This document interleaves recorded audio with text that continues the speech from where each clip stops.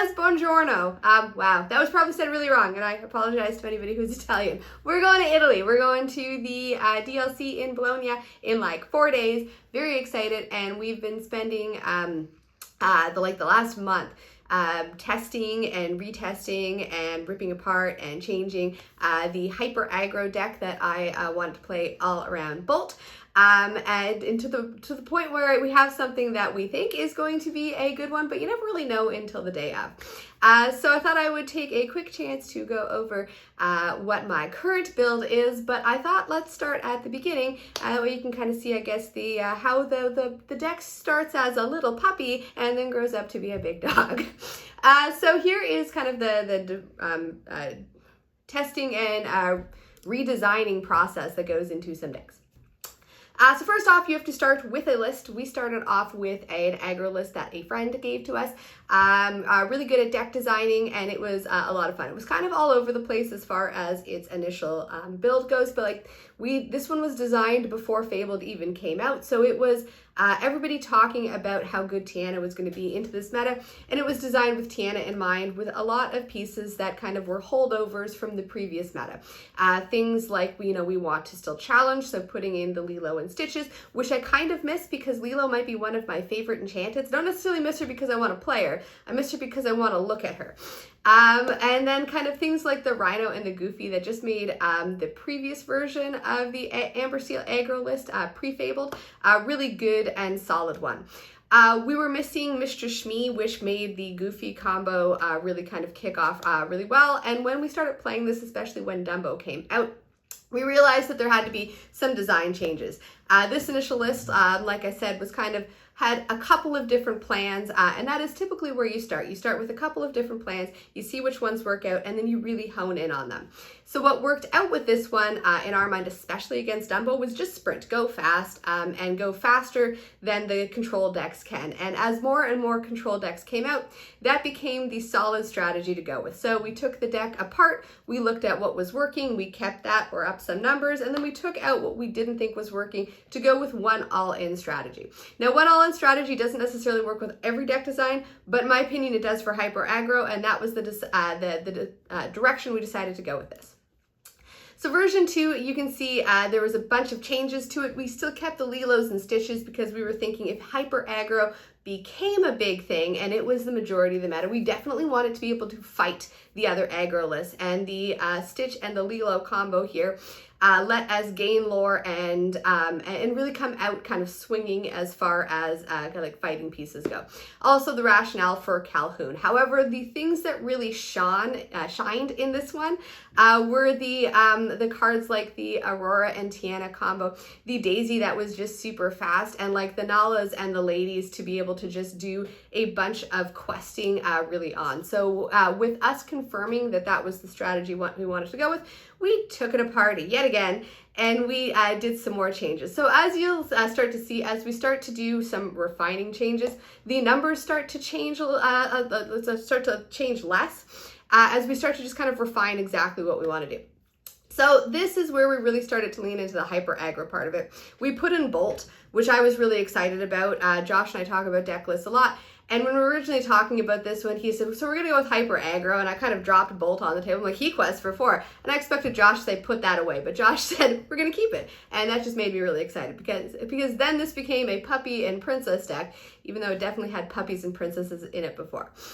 We kept the Plutos because we wanted something big to swing, and the bodyguards were feeling good. And since the bodyguards were feeling so good, we decided to put the prince into it.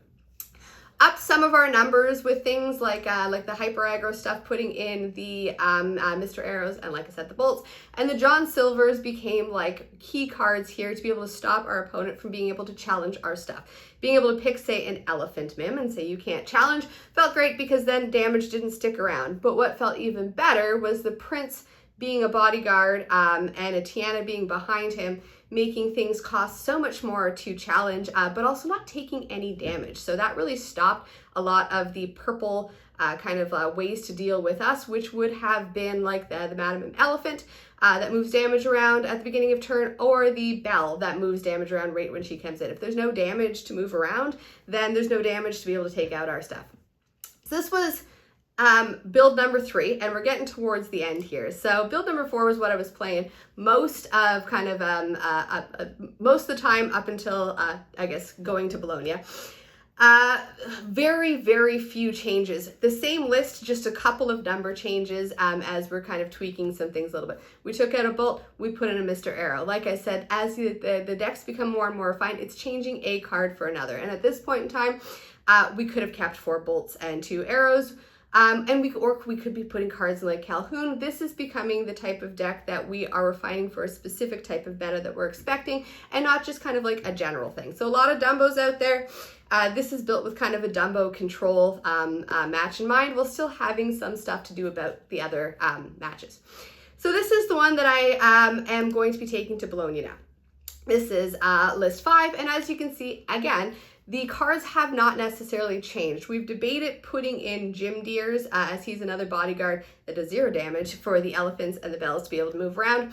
And he's inkable, which is nice, but he did not make the final build of this list. The thing that is heartbreaking to me is there's only 2 bolts in this list, but as we were starting to play this deck more and more, the bolts felt less like I wanted to be playing them when I was behind, and kind of towards the later part of the game, you just needed a little bit of lore to stick around, and having a character come and exert it just meant that it got to be punched by whatever was on the field.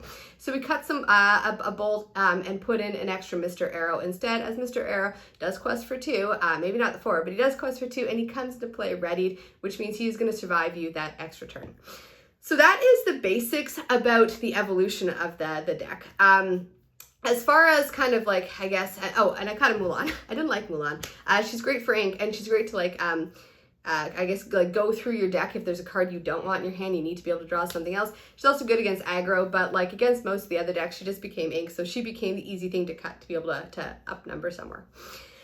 So what do I want to talk about now? I want to talk about matches and how to play this deck. So if we're talking about how to play this deck, first off, in a tournament setting, you are going to be playing in the dark the first game. And by that, I don't mean they're going to turn the lights off on you. I mean that you don't know what your opponent's playing. Likewise, your opponent doesn't know what you're playing.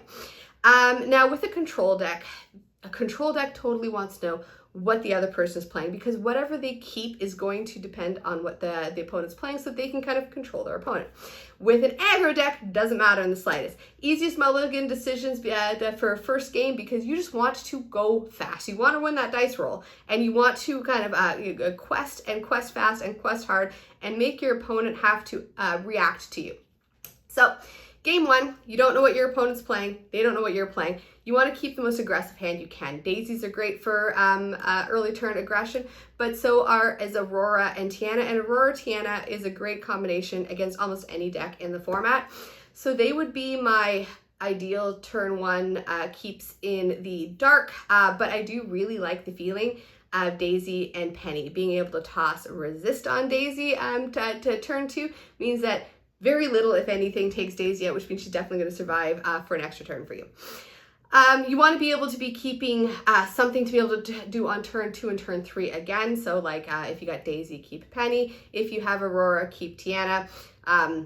Turn 3 in the dark, I mean, Bolt might not be bad, but I definitely want to put him behind a bodyguard. So like the Lady and Prince bodyguard, I think is a great combo there, because Lady can bring the Prince in for free. Or if you're keeping like a John Silver or Pete John Silver's better, not knowing what your opponent's playing, because there's going to be more targets for you to want to not quest than there is going to be actions for you to want to turn off. John Silver is also good because it means that he can challenge your opponent's characters, and a 3/3 is not a bad fighting line, but he can also sing Strength of a Raging Fire. I'm just going to plan out to turn 3 in my head, because that's kind of all that I can do, because what your opponent is playing is going to really determine what you want to do next. So turn 1, turn 2, turn 3 is all I kind of think about for the mulligan.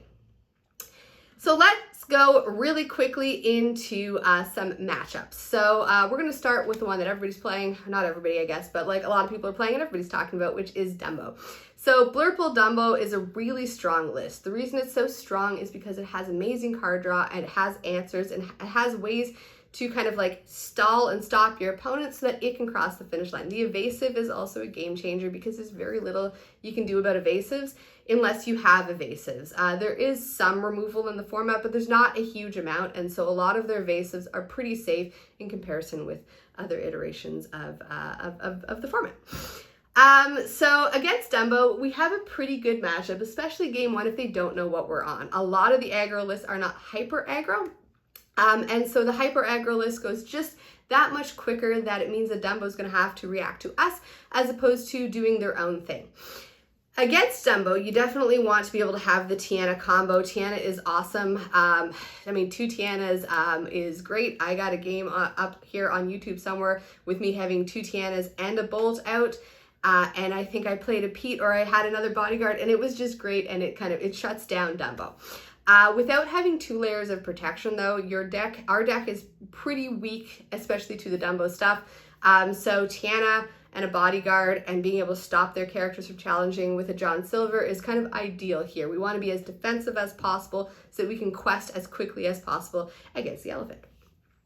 Under the Sea is the next matchup we'll talk about, and Under the Sea is a tough one for us because pretty much everything, I guess Pete, John Silver, and Pluto are good, but like everything else gets hit by Under the Sea with ease. They don't need to try to shrink anything. It just Under the Sea gets played and most of our deck goes to the bottom of our deck. So what do we want to do about that? Though it is a tougher matchup, totally winnable, and as soon as you start to see blue and green come out on the table, you're going to want to get rid of the early characters.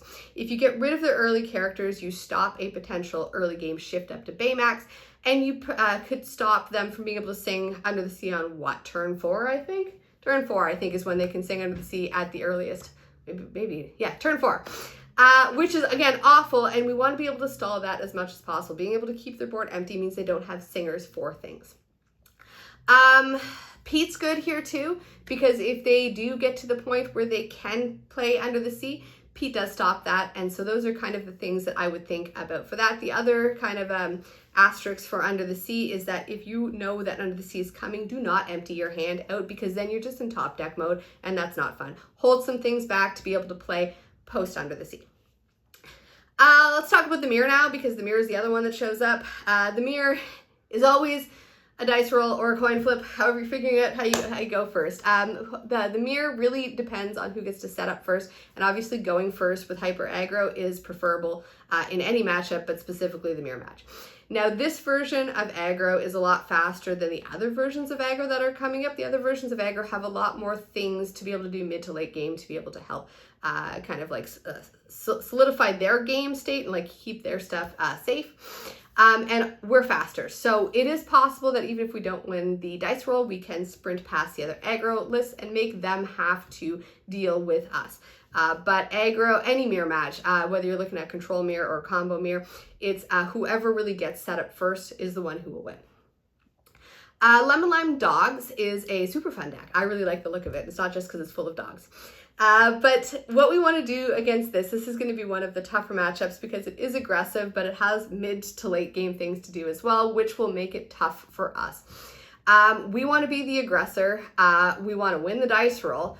And we have to go as fast as possible, while bearing in mind that Lady can quest for 3 lore if they can play characters, and they're pretty much always going to be able to play characters. Tramp's going to be a problem, especially if he shifts up or if he can start to play tramps for free. This would be an argument for cards like Calhoun or Fire the Cannons. They obviously didn't make my matchup. I'm hoping not to hit Under the Sea, or the Churna Dogs, and some Churna Dogs do play Under the Sea as well. So I'm hoping not to hit it. That's my game plan, but I do have some testing into it, which is just go hopefully as fast as possible. While bearing in mind you will have to take out some of their characters. Amethyst Steel is the last one. It is the one that I'm not excited about. I'm also game plan strategy wise hoping not to hit this.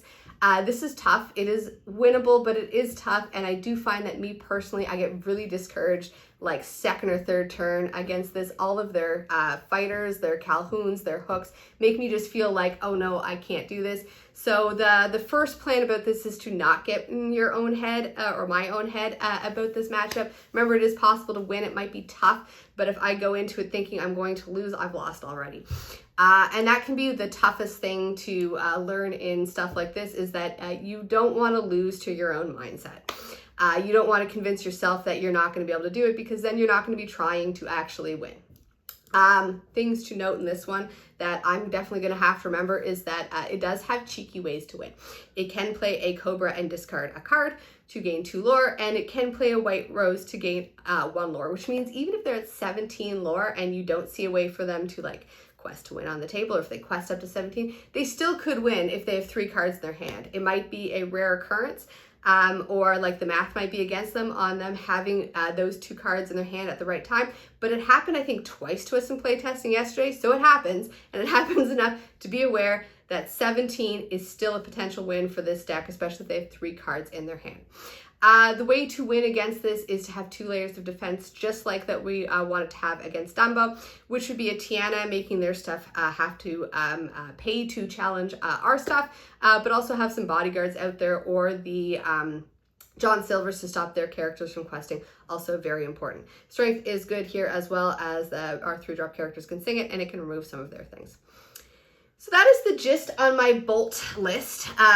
Bolt's going to Italy, and I'm really hoping that that I can kind of go real fast, win some games real fast, and be able to show off how fun this aggro list is. Either way, I love aggro decks. I really do like Amber Steel. I've been swearing I'm going to play something other than Amber Steel since I kind of picked it up and kind of really liked it in the Toronto DLC.